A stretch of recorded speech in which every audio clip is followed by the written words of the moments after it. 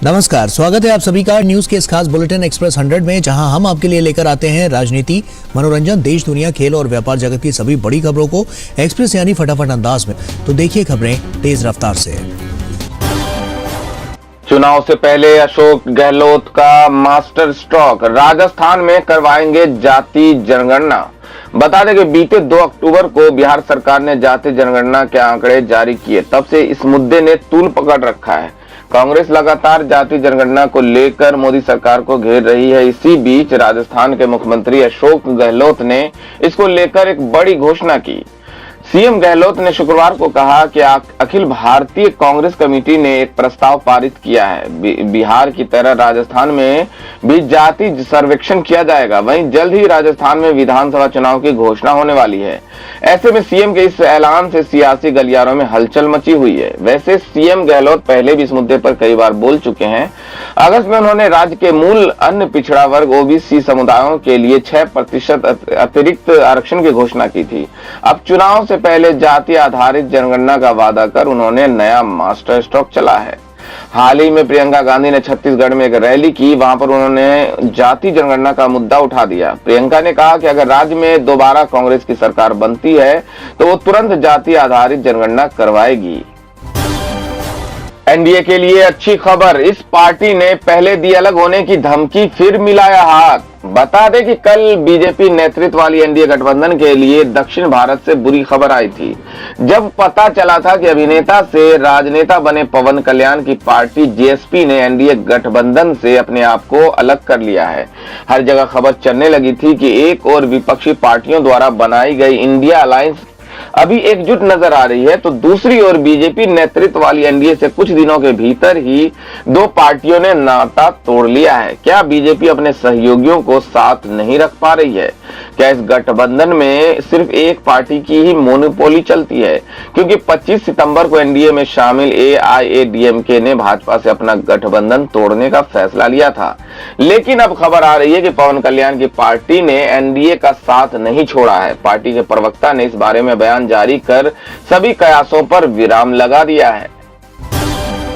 मल्लिकार्जुन खड़गे, राहुल गांधी से NCP chief Sharad Pawar की अहम मुलाकात, क्या है मायने? बता दें कि आगामी लोकसभा चुनाव में एनडीए को कड़ी चुनौती देने के लिए विपक्षी दलों के गठबंधन इंडिया में इन दिनों मंथन का दौर जारी है। ऐसे में शरद पवार की कांग्रेस दिग्गजों राहुल गांधी और पार्टी प्रमुख मल्लिकार्जुन खड़गे से मुलाकात बेहद अहम बताई जा रही है। दरअसल एनसीपी चीफ ने शुक्रवार यानी 6 अक्टूबर को कांग्रेस प्रमुख से मुलाकात की। इस मुलाकात के बाद खड़गे ने एक्स यानी ट्विटर पर लिखा कि हम हर चुनौती से निपटने के लिए तैयार हैं।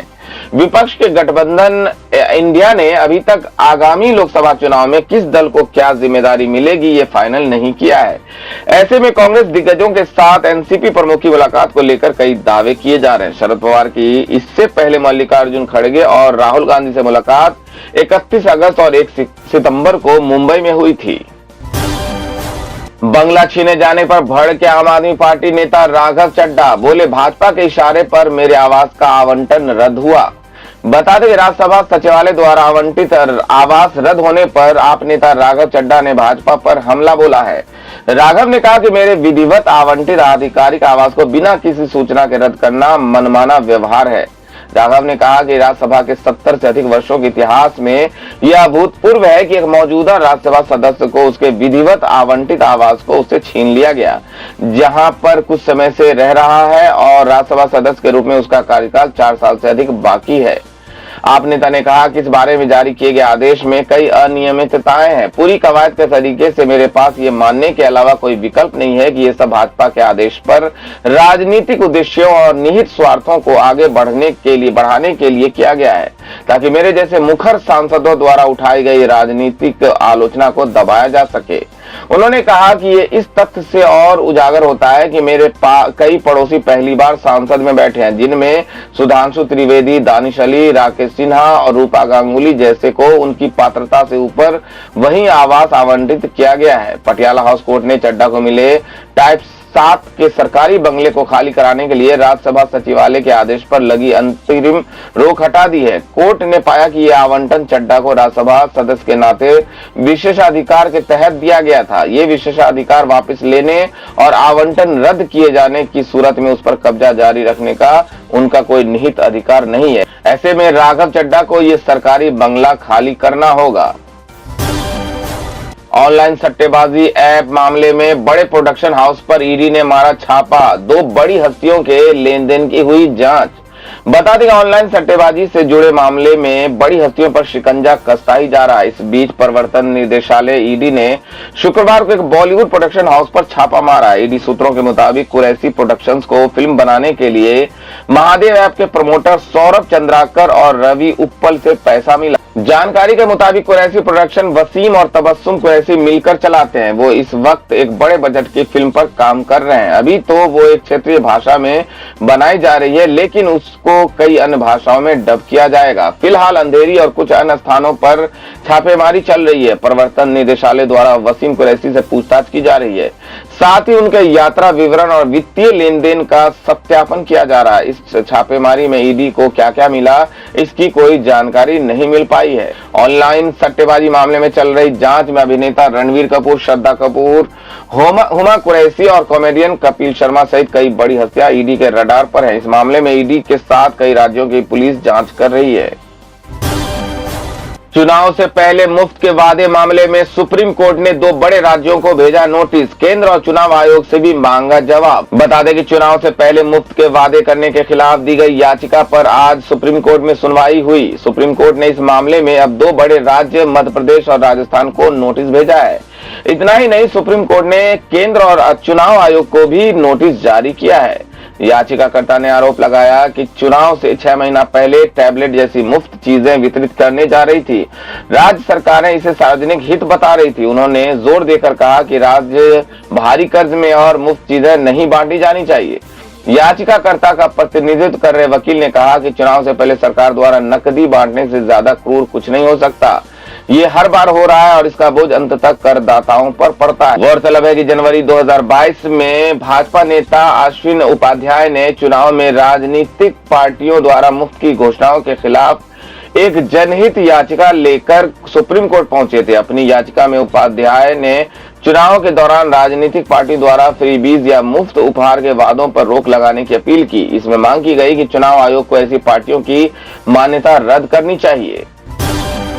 राहुल गांधी को रावण कहने पर भड़की महबूबा मुफ्ती। बीजेपी से सनातन धर्म पर पूछ लिया सवाल। बता दें कि भारतीय जनता पार्टी नेताओं ने कांग्रेस सांसद राहुल गांधी को नया युग का रावण बताते हुए पोस्टर जारी किया, जिसके बाद विपक्ष लगातार बीजेपी पर निशाना साधे हैं। इसी क्रम में शुक्रवार को पीडीपी प्रमुख महबूबा मुफ्ती ने कहा कि ये उनकी हताशा को दर्शाता है। वे इंडिया गठबंधन से निराश हैं।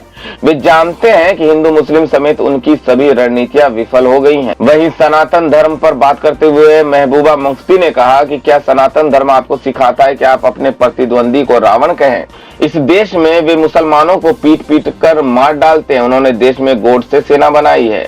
आपको बता दें कि इससे पहले छत्तीसगढ़ के उप मुख्यमंत्री टीएस सिंहदेव और शिवसेना सांसद संजय राउत भी बीजेपी पर निशाना साध चुके हैं। छत्तीसगढ़ के उप मुख्यमंत्री टीएस सिंहदेव ने कहा कि ऐसा लगता है बीजेपी के पास कोई मुद्दा नहीं रह गया है। मैंने राहुल गांधी से अधिक शुद्ध और खुले विचारों का व्यक्ति नहीं देखा। राहुल गांधी जिज्ञासा और धार्मिक जानकारी जितनी है उतनी शायद किसी की नहीं। सोशल मीडिया पर दिखी बाल यौन शोषण सामग्री तो खैर नहीं। यूट्यूब, टेलीग्राम और एक्स को केंद्र ने दी चेतावनी। बता दें कि सोशल मीडिया पर बाल यौन शोषण सामग्री प्रसारित करने वाले सोशल मीडिया प्लेटफॉर्म्स के लिए केंद्र ने सख्त चेतावनी जारी की है। केंद्र की ओर से जारी निर्देश के अनुसार निर्देशों का पालन नहीं करने वाले सोशल मीडिया प्लेटफॉर्म्स पर आईटी अधिनियम की धारा 79 के तहत कार्रवाई की जाएगी। केंद्र ने इससे संबंधित निर्देश शुक्रवार को जारी किया। पिछले काफी समय से बाल यौन शोषण को भड़काने वाले कंटेंट्स सोशल मीडिया प्लेटफॉर्म पर शेयर किए जाने को लेकर शिकायतें आ रही हैं, जिसे केंद्रीय इलेक्ट्रॉनिक्स और आईटी मंत्रालय ने गंभीरता से ली। भारत के मुख्य न्यायाधीश ने हाईकोर्ट के जजों को हाइब्रिड सुनवाई पर दी नसीहत। कहा, अगर न्यायाधीश बनना चाहते हैं तो तकनीक का ज्ञान सीखना होगा। बता दें कि भारत के मुख्य न्यायाधीश सीजेआई डीवाई चंद्रचूड़ ने जजों को नई नसीहत दी है। उन्होंने कहा कि अगर आप न्यायाधीश बनना चाहते हैं तो आपको नई टेक्नोलॉजी सीखनी होगी। उन्होंने साफ कहा कि न्यायाधीशों के लिए तकनीक अब पसंद का मामला नहीं है, इसे आप पसंद या नापसंद नहीं कर सकते। अगर आप जज बनना चाहते हैं तो आपको तकनीक सीखनी होगी। सीजेआई डीवाई चंद्रचूड़ ने बॉम्बे हाईकोर्ट के जजों पर नाराजगी जाहिर की। दरअसल बॉम्बे हाईकोर्ट के जज वीडियो कॉन्फ्रेंसिंग के जरिए वर्चुअल या हाइब्रिड मोड सुनवाई नहीं कर रहे थे। इसी को लेकर सीजेआई काफी भड़क गए। बता दें कि सीजेआई चंद्रचूड़ और जस्टिस जेबी पारदीवाला और जस्टिस मनोज मिश्रा की पीठ ने यह सुनिश्चित करने के लिए कई निर्देश जारी किए कि हाइब्रिड मोड को भंग न किया जाए। पीठ ने कहा कि हम केंद्रीय आईटी मंत्रालय को ऑनलाइन सुनवाई तक पहुंच सुनिश्चित करने के लिए पूर्वोत्तर राज्यों की अदालतों में इंटरनेट कनेक्टिविटी सुनिश्चित करने का निर्देश देते हैं। 2024 से पहले यूपी में ओबीसी जनाधार को और मजबूत करने में जुटी बीजेपी इस योजना पर कर रही है काम। बता दें कि बिहार में जारी हुई जातिगत जनगणना के रिपोर्ट के बाद विपक्षी दलों के इंडिया ब्लॉक ने जिस तरह से इस मामले को लपका है, उसके बाद बीजेपी ने उत्तर प्रदेश में अपनी रणनीति पर नए सिरे से काम करने का फैसला किया है। यूपी में लोकसभा की 80 सीटों में से अभी बीजेपी के पास 66 सीटें हैं। रामपुर और आजमगढ़ लोकसभा उपचुनाव में बनाए गए समीकरण से पार्टी को जो सफलता मिली थी, उसके बाद वो प्रदेश की सभी 80 सीटों को जीतने का लक्ष्य लेकर चल रही है। ऐसे में जातिगत जनगणना उसके सामने बड़ी चुनौती बनकर उभरी है। लेकिन जातीय जनगणना पर विपक्ष की फील्डिंग को देखते हुए बीजेपी ने बिना देर किए अभी से बैटिंग की तैयारियां शुरू कर दी है। उत्तर प्रदेश में बीजेपी पिछड़ा वर्ग मोर्चा अपने कैडरों को इस तरह से तैयार करने जा रही है ताकि वो ये संदेश समाज के इस वर्ग तक पहुंचा सके कि इस समाज के कल्याण के लिए बीजेपी ने किस तरह से योगदान दिया है। तो दोस्तों, ये थी अब तक की सभी बड़ी खबरों की अपडेट्स। टुडे ब्रेकिंग न्यूज और लेटेस्ट खबरों को देखने के लिए हमारे चैनल को सब्सक्राइब जरूर कर लें। वीडियो को लाइक और शेयर भी जरूर कर दें। वीडियो देखने के लिए बहुत बहुत धन्यवाद।